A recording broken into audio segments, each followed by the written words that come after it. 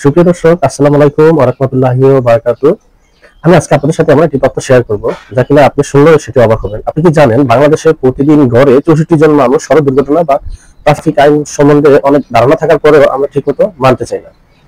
আচ্ছা, আপনাদের যে দুর্ঘটনাগুলো ঘটে থাকে সেটা হচ্ছে, আমরা যখন গাড়ি ড্রাইভ করি বা রাস্তাঘাটে চলাচল করি, অধিকাংশ দুর্ঘটনাগুলো ঘটে থাকে হচ্ছে ট্রাফিক আইন না মানার কারণে। এখন আপনি যদি ট্রাফিক আইন দেওয়া সত্ত্বেও যদি আপনি না মানেন, তাহলে কিন্তু এই ধরনের দুর্ঘটনাগুলো ঘটবেই, এবং এই ধরনের দুর্ঘটনাগুলো আপনি এড়াতে পারবেন না। শুধুমাত্র আমাদের অসতর্কতার কারণে আমাদের এই বড় বড় দুর্ঘটনাগুলো সবসময় সংঘটিত হয়ে থাকে। যদি আপনি একটু সতর্কতা অবলম্বন করেন, তাহলে কিন্তু চাইলে আপনি এই ধরনের বড় আকারের দুর্ঘটনা কমাতে সক্ষম হতে পারেন। তবে এই যে মৃত্যুগুলো হচ্ছে, ধরেন প্রতিদিন গড়ে 64 জন লোক মৃত্যুবরণ করছে, এটা কি স্বাভাবিক আপনি মনে করছেন? এটা কখনোই স্বাভাবিক হতে পারে না।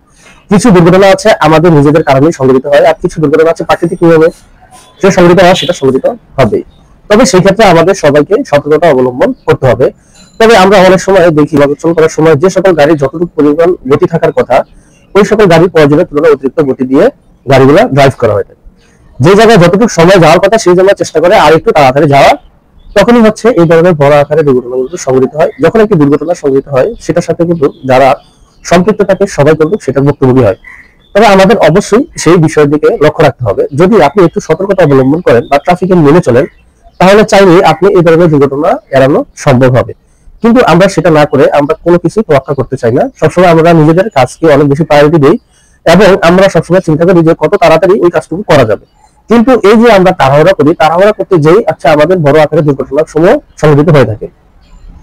তবে আমাদের এই বিষয়গুলো অবশ্যই লক্ষ্য রাখতে হবে। আমরা অনেক সময় মোটরসাইকেলের পিছনে উঠি, কিন্তু দেখা যায় মোটরসাইকেলের আরোহী হিসাবে যখন আরোহণ করা হয় যাত্রী হিসাবে গাড়ির মধ্যে, তখন তারা আমাদের একটি সেফটি হিসাবে একটা হেলমেট দিয়ে থাকে। তবে হেলমেটের কোয়ালিটি খুবই ভালো নয়। এতে করে দুর্ঘটনা ঘটলে পিছনে যে যাত্রী থাকে তার মৃত্যু বা তার জন্য দুর্ঘটনায় আক্রমণ হওয়ার অনেক বেশি প্রবণতা থাকে, কারণ হেলমেটের কোয়ালিটি খুবই বাজে।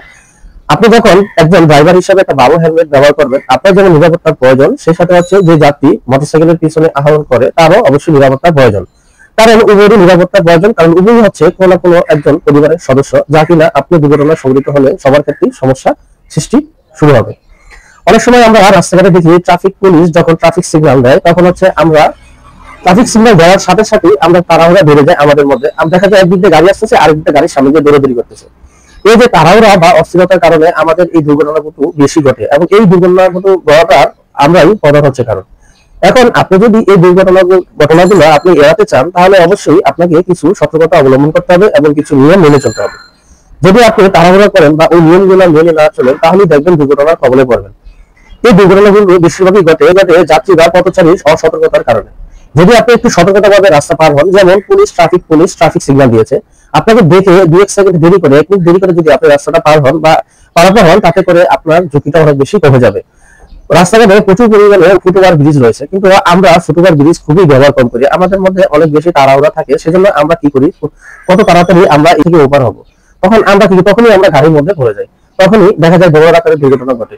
কিন্তু বিষয়টা হচ্ছে, যখন একটি গাড়ি চলন্ত অবস্থায় থাকে, তখন ড্রাইভার চাইলেও হুট করে যখন আপনি সামনে চলে আসবেন, চাইলে কিন্তু গাড়িটা কন্ট্রোল করা সম্ভব হয় না, কারণ সেই সময় দুর্ঘটনা ঘটে থাকে। আপনি যখন একজন পথচারী, সেই হিসাবে একটি গাড়িতে অনেকগুলো প্যাসেঞ্জার থাকে, তাদের জীবনের নিরাপত্তা অনেক বেশি চিন্তা করতে হয়, কারণ সকল চিন্তা ভাবনা করে যে কোনো একটা কিছু ডিসিশন নিতে হলে একটু সময় লাগে।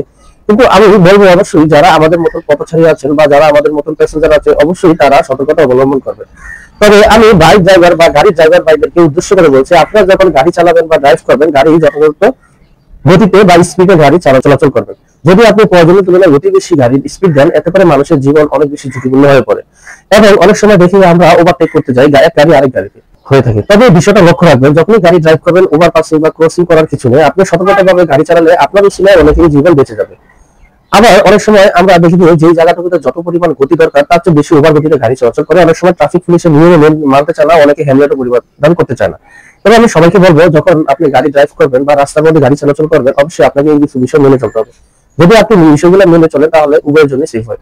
একটি দুর্ঘটনা কেবল আপনার জীবনই ক্ষতি নয়, সেই সাথে আপনার পরিবার বা চারপাশের আত্মীয় স্বজন সবার জন্য একটি দুঃখজনক নিউজ হয়ে দাঁড়ায়, এবং পরিবারের সদস্যদের জীবন সার্ভাইভ করতে অনেক বেশি কষ্ট হয়।